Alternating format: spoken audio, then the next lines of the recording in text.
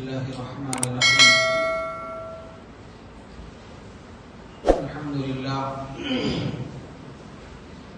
الحمد لله نحمده ونستعينه ونستغفره ونؤمن به ونتوكل عليه ونعوذ بالله من شرور أنفسنا ومن سيئات أعمالنا. من يهده الله فلا مضل له ومن يضلله فلا هادي له ونشهد أن لا إله إلا الله وحده لا شريك له ونشهد أن سيدنا وسندنا ونبينا ومولانا محمدا عبده ورسوله أرسله بالحق بشيرا ونذيرا وداعيا إلى الله بإذنه وسراجا منيرا. أما بعد، قال الله تبارك وتعالى: أعوذ بالله من الشيطان الرجيم. بسم الله الرحمن الرحيم. ما أصابكم من مصيبة فبما كسبت أيديكم ويعفو عن كثير. صدق اللہ العظیم.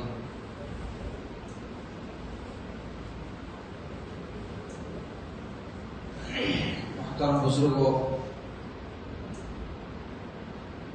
عزیز نوجوان ساتھیوں،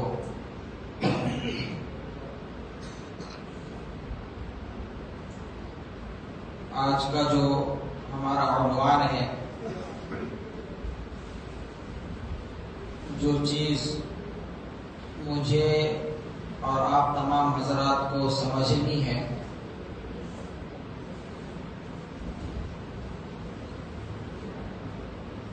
وہ موجودہ زمانے میں مسلمانوں کی حالت اور مسلمانوں کی یہ حالت کیوں ہوئی، جو حالات، جو تکلیفیں، جو مصیبتیں، جو پریشانیاں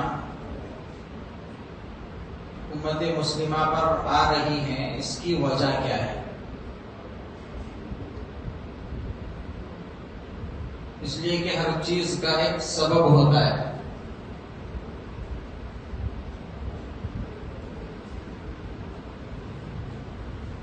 آدمی کو اگر کوئی پکڑ کر دیکھے، اس کا جسم گرم ہوا ہے، بدن تپ رہا ہے، تو اس کی وجہ کیا ہے؟ طبیب اور ڈاکٹر بتا دے گا کہ اندر کوئی بیماری ہے جس کی وجہ سے اس کو بخار ہو گیا ہے.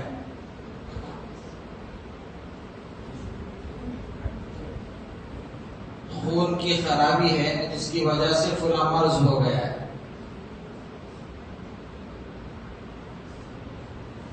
آنکھوں کی بینائی کم ہو گئی، وجہ کیا بنی؟ آنکھوں میں فلاں مرض لاحق ہو گیا ہے.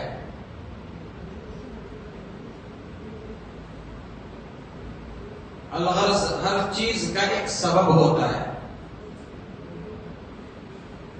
ہمارے اوپر جو حالات آ رہے ہیں، جو پریشانیاں آ رہی ہیں، ان حالات اور پریشانیوں کا سبب، یہ پریشانیاں مسلمانوں پر کیوں آ رہی ہیں، اس کی وجہ کیا ہے؟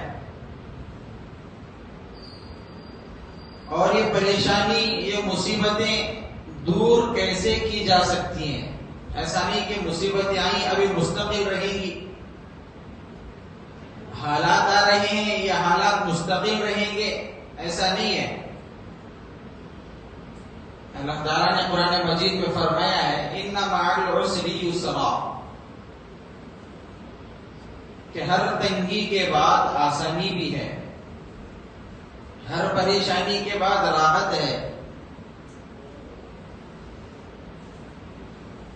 لیکن اس راحت کے حصول کے لیے ہمیں بھی کچھ کوشش اور محنت کرنے کی ضرورت ہے. اور ہم کو یہ نہیں سوچنا، یہ نہیں سمجھنا چاہیے کہ نعوذ باللہ مسلمانوں کے خدا نے مسلمانوں کو بھلا دیا ہے. ایسا نہیں ہے.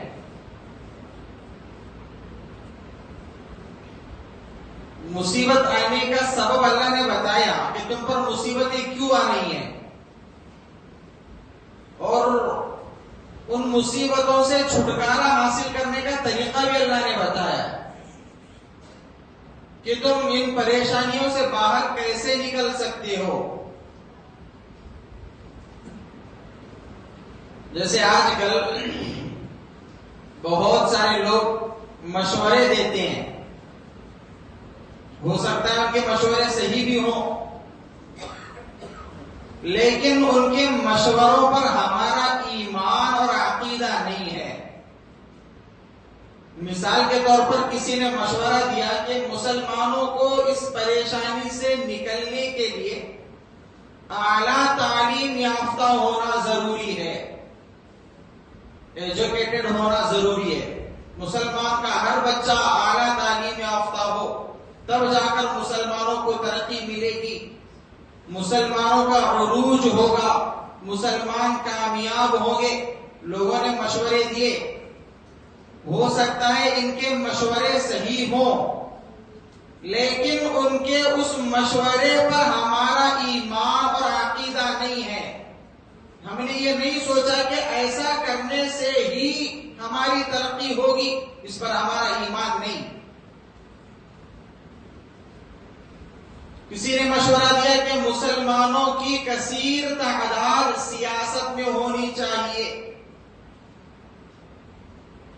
مسلمانوں کے MLAs MPs بہت زیادہ ہونے چاہیے، تب جا کر مسلمانوں کو عروج ملے گا، ترقی ملے گی.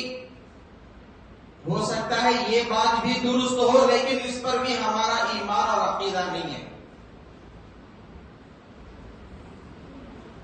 ہمارا ایمان اور عقیدہ جس چیز پر ہے وہ یہ ہے کہ اللہ نے فرمایا وَلَا تَهِنُوا وَلَا تَحْزَنُوا أَنْتُمُ الْأَعْلَوْنَ إِن كُنتُم مُؤْمِنِينَ. اللہ نے فرمایا کم ہمت نہ بنو، وَلَا تَحْزَنُوا حزن و ملال نہ کرو، أَنْتُمُ الْأَعْلَوْنَ بلندی تمہارے لیے ہے، ان کنتم مؤمنین اگر تم پکے سچے مسلمان بنو.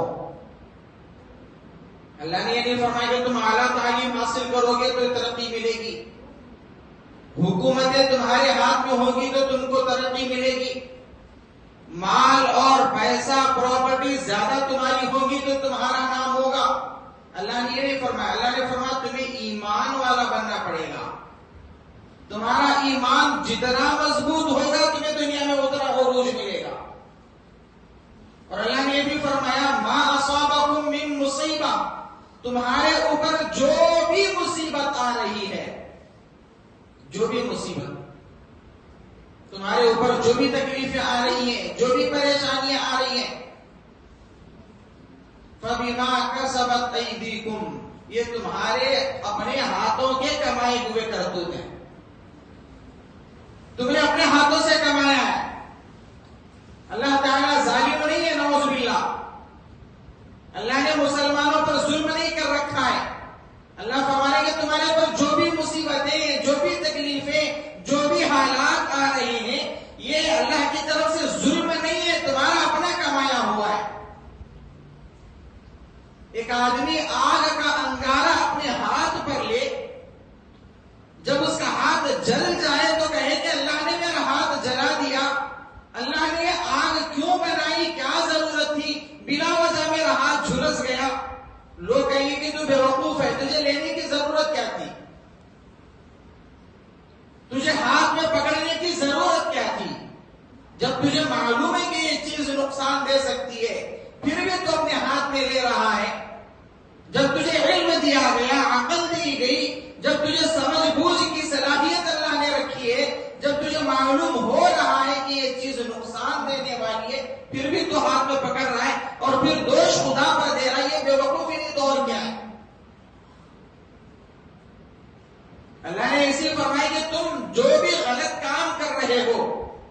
تمہارے گناہوں کی نحوست، تمہارے بد اعمال کا یہ نتیجہ ہے کہ تمہارے اوپر حالات آ رہے.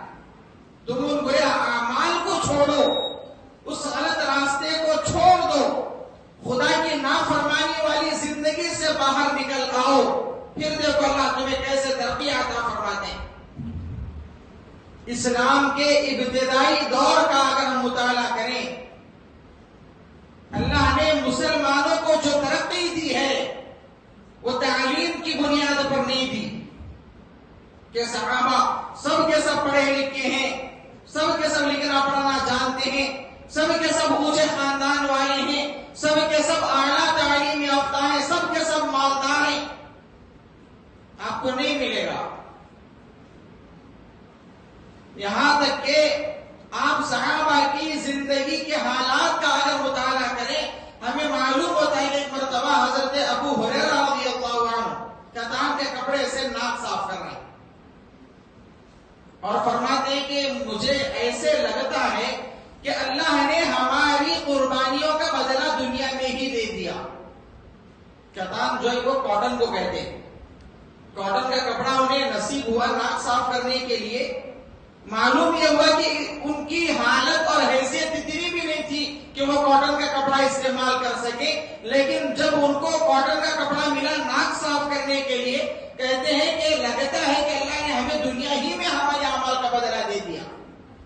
کتنی بڑی چیز وہ ایک کپڑے کو سمجھ رہے. ایسی حالت میں بھی اللہ نے انہیں ترقی عطا فرمائی. تو وہاں ہمیں ترقی کا معیار روپیہ پیسہ نظر نہیں آتا. ترقی کا معیار لکھنا پڑھنا اور اعلیٰ تعلیم حاصل کرنا نظر نہیں آتا. حضرت عمر فاروق رضی اللہ عنہ ایک مرتبہ جا رہے ہیں اپنے دور خلافت میں، ایک پہاڑ کے اوپر سے گزرتے ہیں. ایک پہاڑ کی وادی جو پہاڑ کی ڈھلان ہوتی ہے وہاں نظر پڑتی ہے. وہاں رک کر حضرت عمر رضی اللہ عنہ رونے لگتے ہیں. آنکھوں سے آنسو جاری ہوتے ہیں، رو رہے ہیں. ساتھی پوچھتے ہیں کہ امیر المؤمنین رونے کی وجہ کیا ہے؟ تو حضرت عمر فاروق رضی اللہ عنہ فرماتے ہیں کہ یہی وہ گھاٹی ہے، یہی وہ پہاڑی کا دامن ہے جہاں میں اپنے باپ خطاب کے اونٹ چرایا کرتا تھا. اسی پہاڑی کے دامن میں اپنے باپ خطاب کے اونٹ چرایا کرتا تھا. دن بھر اونٹ چرانے کے بعد جب شام کو گھر واپس جاتا، میرا باپ اونٹوں کی حالت کو دیکھ کر مجھے ڈانٹتا تھا اور کہتا کہ عمر تجھ سے تو صحیح اونٹ چرانا بھی نہیں آتا، پتہ نہیں تو بڑا ہو کر کیا کرے گا. تجھ سے صحیح اونٹ چرانا بھی نہیں آتا، پتہ نہیں تو بڑا ہو کر کیا کرے گا. اور وہی عمر جس کو اونٹ چلانا نہیں آتا تھا، اسلام نے یہ ترقی دی کہ اسلام نے یہ بلندی دی کہ وہ مسلمانوں کے خلیفہ بنے. اعلیٰ تعلیم ذریعہ نہیں بنی، مال و دولت ذریعہ نہیں بنا. اللہ نے فرمایا ان کنتم مؤمنین، اگر تم پکے سچے ایمان والے بنو گے تمہیں ترقی ملے گی. آج جو تمہارے خلاف فیصلے ہو رہے ہیں، تمہاری مسجدوں کو غیروں کے حوالے کیا جا رہا ہے، یہ نہ سمجھے نعوذ باللہ ثم نعوذ باللہ کہ ہمارا خدا کمزور ہو گیا. 1000 مرتبہ لاکھ مرتبہ نعوذ باللہ ہمارا خدا کمزور نہیں ہے. اللہ فرمائے کہ یہ تمہارے کرتوت کا نتیجہ ہے، دوش ہمارا ہے، کمی اور غلطیاں اور خامیاں ہماری ہیں، جس کی وجہ سے اللہ تعالیٰ ہمیں یہ دن دکھا رہے ہیں. ورنہ ایک زمانے میں تو مسلمانوں نے کئی مسجدیں بنائی.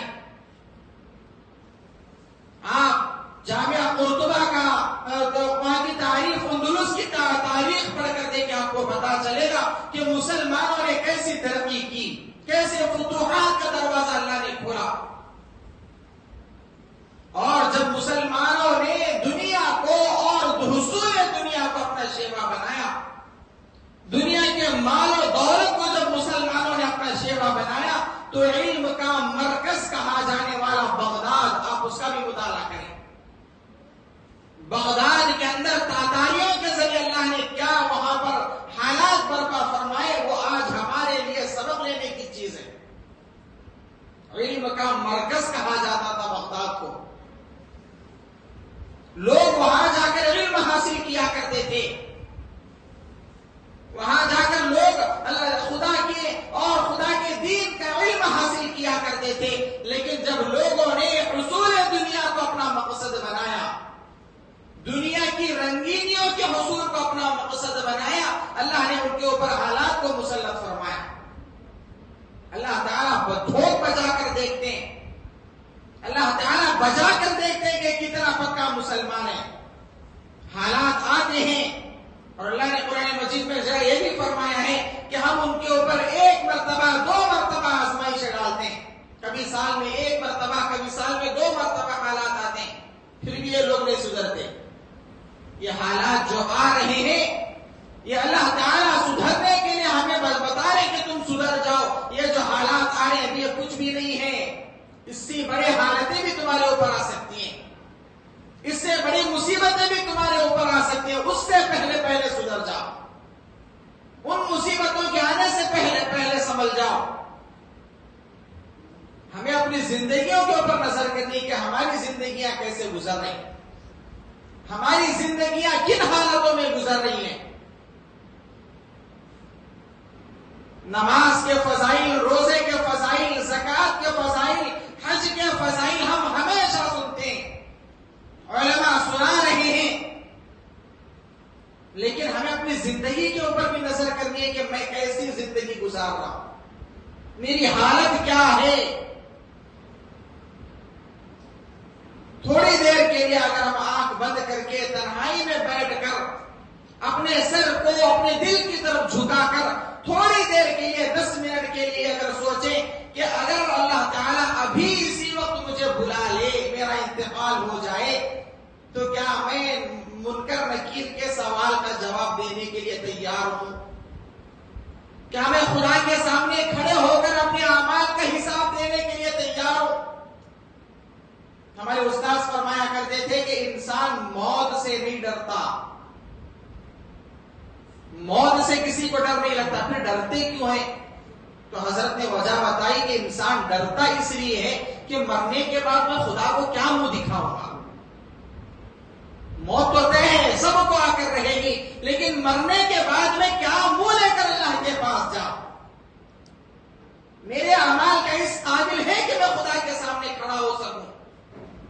آج میری زندگی، عام زندگی تو بہت دور کی بات ہے، ہماری دینداری والی زندگی بھی آج غیبتوں سے خالی نہیں ہے. حضرت مولانا سجاد صاحب نعمانی دامت برکاتہ نے فرمایا کہ ابتدائی دور میں، دعوت و تبلیغ کے ابتدائی دور میں جب چند لوگ آپس میں بیٹھتے تو حضرت نے فرمایا کہ اس زمانے میں لوگ آپس میں جو بات چیت کرتے تھے تو کہتے کہ بھائی میری تہجد پابندی سے ہو رہی ہے، میری شراب چاش توابین پابندی سے ہو رہی ہے، میری صبح شام کی تسبیحات ہو رہی ہے، مہینے کے 3 دن لگ رہے ہیں، میں روزانے کے 2.5 گھنٹے لگا رہا ہوں، میں مہینے کے 3 دن لگا رہا ہوں. اپنی زندگی کا محاسبہ ہوتا تھا. اگر کچھ کمی ہوتی تو سامنے والے سے مشورہ لیا جاتا کہ جناب میری تہجد چھوٹ رہی ہے، میں کیا کروں. سامنے والے سے اپنی اصلاح کرائی جاتی. اب باتیں وہی ہو رہی ہیں، الفاظ بدل گئے. حضرت نے فرمایا کہ پھر دوسرا دور آیا. دوسرے دور میں کیا ہوا؟ چند لوگ آپس میں بیٹھتے ہیں تو اب یہ پوچھا جاتا ہے کہ بھائی آپ کی تہجد ہو رہی ہے، میری کیا ہو رہی ہے وہ مجھے نہیں معلوم. آپ کے 3 دن لگ رہے ہیں، آپ کی 2.5 گھنٹے کی محنت ہو رہی ہے،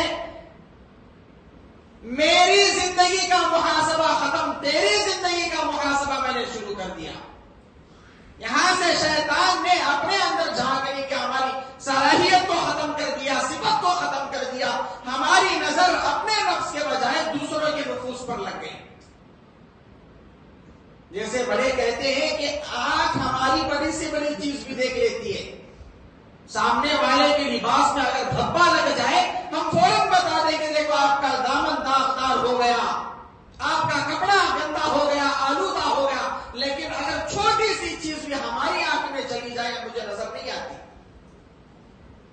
کیوں میں اپنے اندر نہیں دیکھ سکتا؟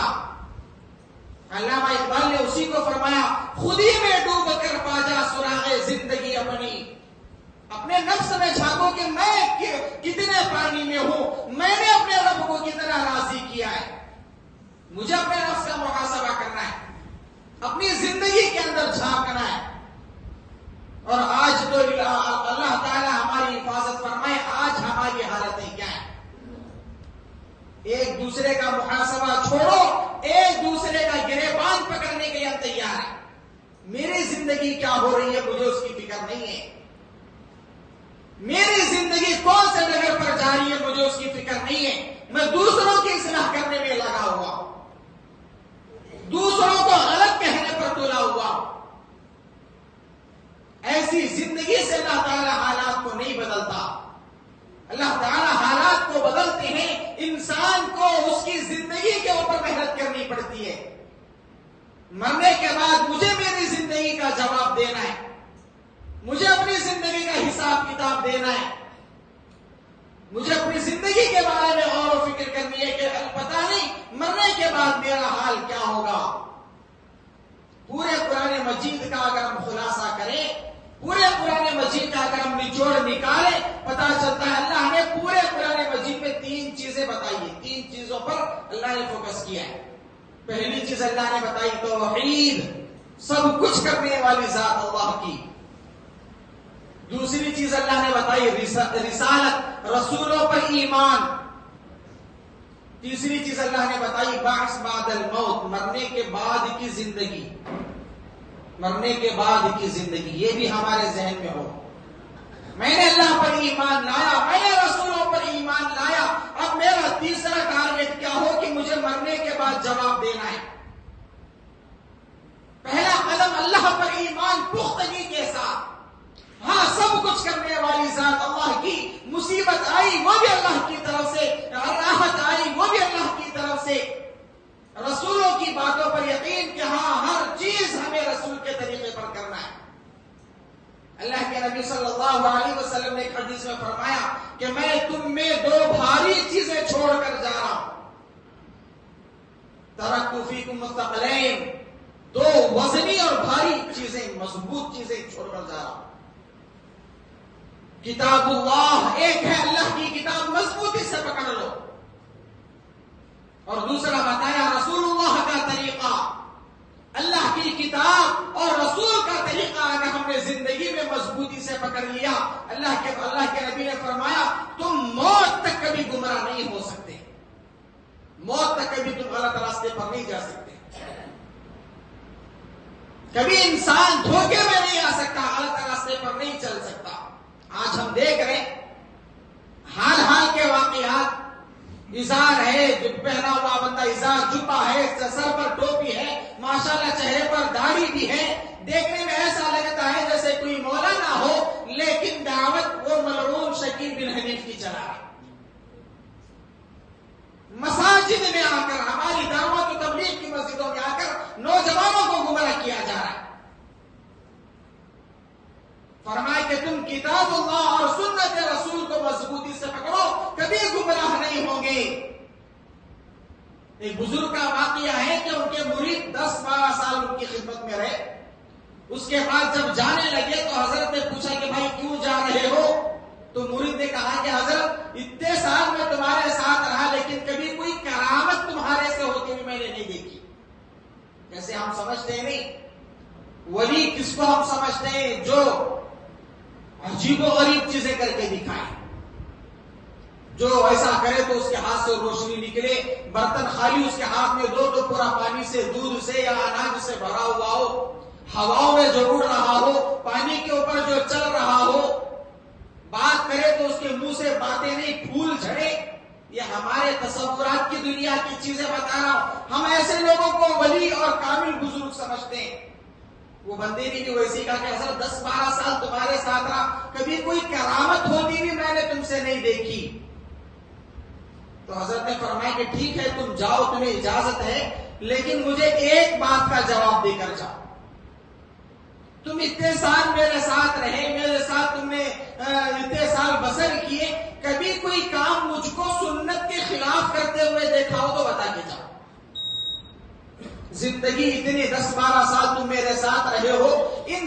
18 سالوں میں کوئی بھی کام میں نے سنت کو چھوڑ کر کیا، سنت کے خلاف نہیں، سنت کو چھوڑ کر کیا تو بتا دو.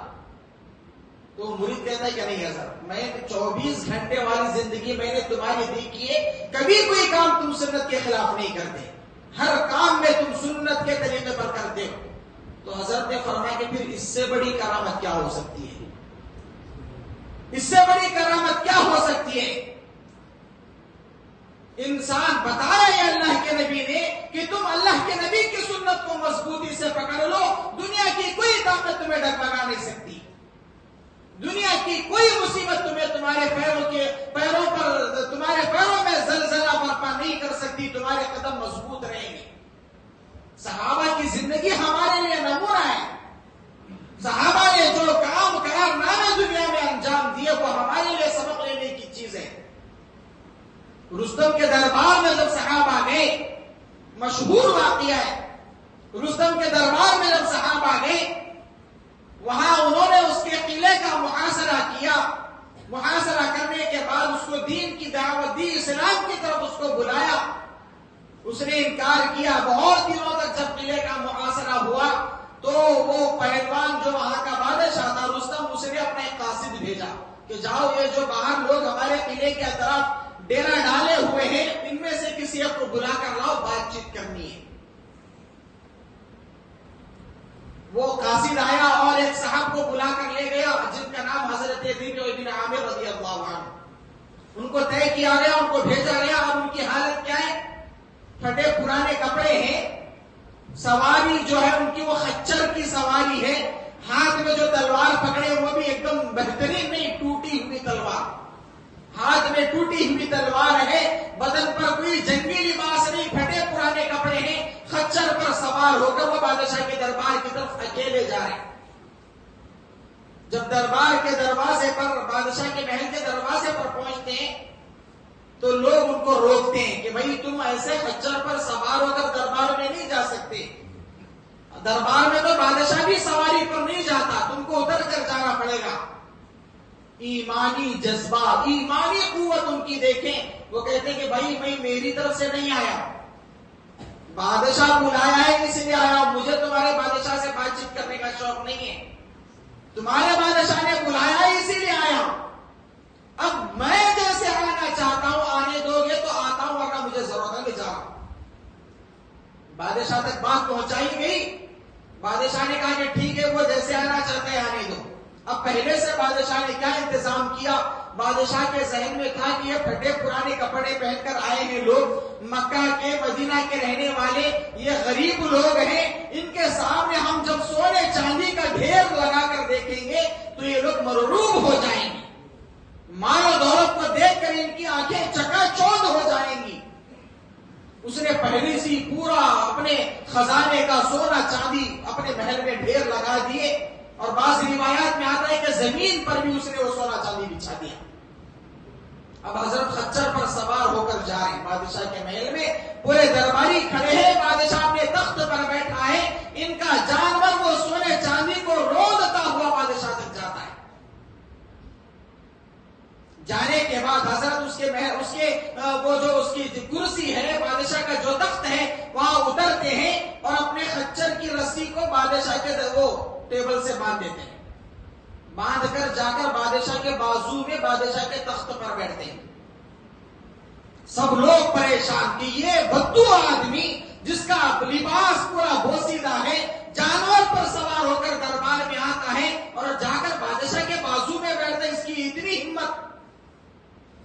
بادشاہ کو بھی پریشانی ہوئی. بادشاہ نے پوچھا کہ بھائی تم لوگ آئے ہو، تمہیں اناج کی ضرورت ہوگی، سونا چاندی تمہیں چاہیے ہوگا، تمہیں زمین کی ضرورت ہوگی، مال و دولت تمہیں چاہیے ہوگا، تم کیوں آئے ہو؟ وجہ بتاؤ، ہم تمہاری مراد پوری کریں گے.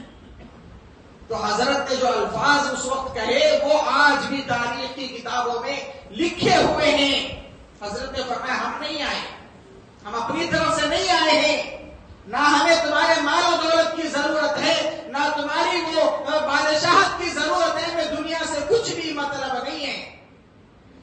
ہم آئے نہیں ہیں، اللہ نے ہمیں بھیجا ہے، اللہ تعالیٰ نے ہمیں بھیجا تاکہ کو بتائیں، لوگوں کو بتائیں کہ یہ سامنے کھڑے ہوئے لوگ جو تمہاری غلامی کے اندر مبتلا ہیں، ان کو تمہاری غلامی سے نکال کر اللہ کی غلامی میں لے جائیں۔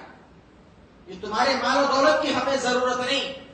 بادشاہ کے دربار میں جا کر ایسے الفاظ بولنا یہ ایمانی قوت کا نتیجہ ہے۔ اور آج جو ہم پسمردہ ہو کر اس محلال کی کیفیت میں مبتلا ہے، پتہ نہیں ہمارا کیا ہوگا، الیکشن نزدیک ہے، پتہ نہیں مسلمانوں کا کیا ہوگا۔ یہ انسان کی تقدیر بنانے والا نہیں، ہماری تقدیر بنانے والی ذات اللہ کی ہے۔ اللہ نے فرمایا وَلَا تَهِنُوا، کم ہمت نہ بنو، حالات کو دیکھ کر تمہیں کمزور نہیں ہونا۔ یہ قرآن کے الفاظ ہیں، اور قرآن کے الفاظ پر ہمارا ایمان بھی ہے، ہمارا عقیدہ بھی ہے۔ اور یہ بھی بات ہمیں سمجھنے کی ضرورت ہے کہ ان الفاظ پر اگر ہمیں یقین نہیں ہوتا تو پھر ہم کو اپنا ایمان درست کرنے کی ضرورت ہے، تجدید ایمان کی ضرورت ہے، دوبارہ کلمہ پڑھنے کی ضرورت ہے۔ اللہ فرما رہے کہ تم کم ہمت نہ بنو، ولا تحزنوا، تم غمگین نہ ہو، تمہیں غم کرنے کی ضرورت نہیں ہے۔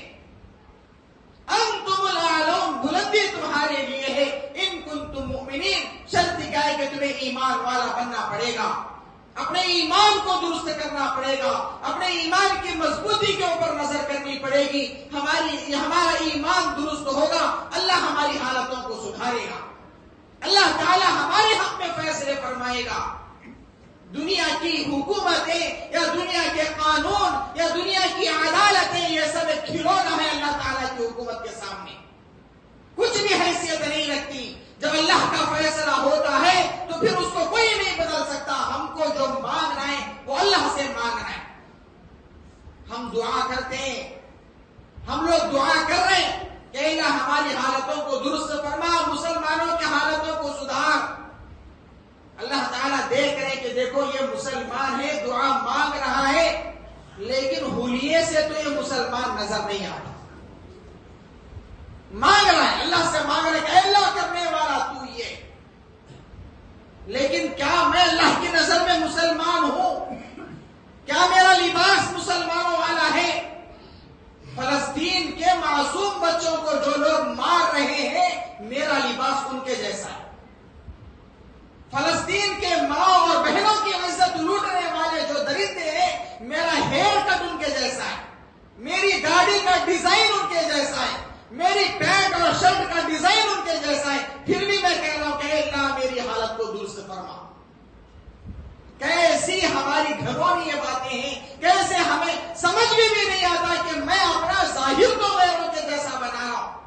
جیسے بزرگان دین نے فرمایا کہ حضرت موسیٰ علیہ السلام کے ساتھ مقابلہ کرنے کے لیے جو جادوگر آئے تھے، انہوں نے حضرت موسیٰ کا لباس اختیار کیا تھا۔ مقابلے کے لیے فرعون نے بلایا، حضرت موسیٰ کا لباس پہن کر آئے، مقابلہ ہو رہا ہے اور ان کو ایمان کی توفیق ہوئی۔ جادوگروں نے اسلام قبول کیا، حضرت موسیٰ پر ایمان لائے۔ ایمان کیوں لائے؟ وجہ بتائی کہ انہوں نے اپنا ظاہر حضرت موسیٰ کے جیسا بنایا تھا۔ اللہ کو اتنا پسند آیا کہ باطن بھی اللہ نے حضرت موسیٰ جیسا بنایا، ایمان کی دولت سے نوازا۔ حضرت موسیٰ علیہ السلام کے حواریین میں ان کو شامل فرمایا۔ اور آج میں مسجد میں آ رہا ہوں، میرا حلیہ یہودیوں کی طرح ہے، میرا لباس یہودیوں کی طرح ہے، میری زندگی یہود و نصارہ کے طریقے پر گزر رہی ہے۔ میں عبادت کرنے کے لیے آ رہا ہوں، لیکن میری عبادت کیا حیثیت رکھتی ہے حالانکہ میں ظاہر میں یہودی ہوں۔ پورا طریقہ ہمارا غیروں کا ہے، پھر بھی ہم شکایت کر رہے ہیں کہ اللہ ہماری حالتوں کو نہیں بدلتے۔ اللہ فرما رہے بھائی میں تمہاری حالت کو درست کرنے کے لیے، سدھارنے کے لیے تیار ہوں، پہلے تم اپنی حالتوں پر نظر تو کرو۔ اللہ تعالیٰ نے فرمایا کہ اللہ اس وقت تک کسی قوم کی حالت کو نہیں بدلتا جب تک وہ خود اپنے آپ کو بدلنے کا فیصلہ نہ کرے۔ پہلے ہمیں کوشش کرنی چاہیے کہ مجھے بدلنا ہے، مجھے صحیح آدمی بننا ہے، مجھے ایمان والا بننا ہے۔ یہ میں اپنی فکر کروں گا تو اللہ تعالیٰ بھی میرے لیے راستہ آسان فرما دیں، ورنہ میں خود غلط راستے پر جا رہا ہوں۔ اللہ تعالیٰ کو کیا پڑی ہے کہ وہ مجھے سدھارے۔